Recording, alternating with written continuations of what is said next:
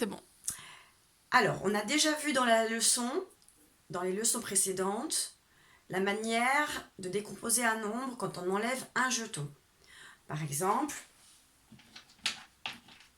si j'ai 3 jetons, si j'en enlève un, on peut dire que 3, c'est 1 et encore 2. On va faire exactement la même leçon, mais cette fois-ci, on va décomposer le nombre en enlevant 2.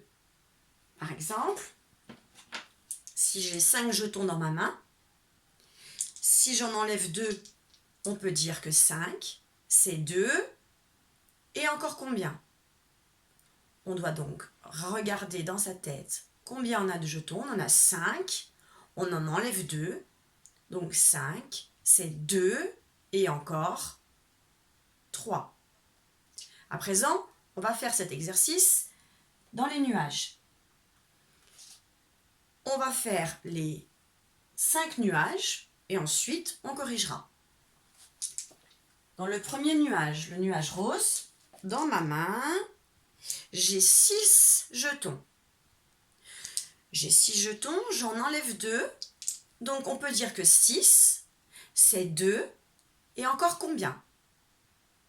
Vous pouvez faire pause sur la vidéo le temps que votre enfant cherche. Dans le nuage vert,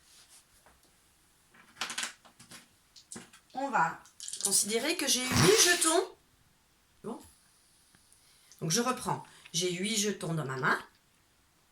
J'en enlève 2. Donc si j'en enlève 2, 8, c'est 2. Et encore combien? Nous allons faire maintenant le nuage bleu.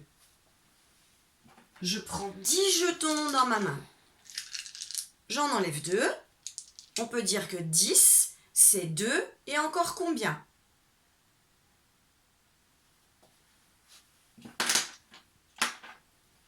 Nous allons faire le nuage rose. J'ai 7 jetons dans ma main. J'en enlève 2. 7, c'est 2. Et encore combien? Et enfin, nous allons faire le nuage vert. J'ai 6 jetons dans ma main. J'en enlève 2. Donc 6, c'est 2. Et encore combien? Vous pouvez regarder maintenant la page d'après et vous aurez la solution.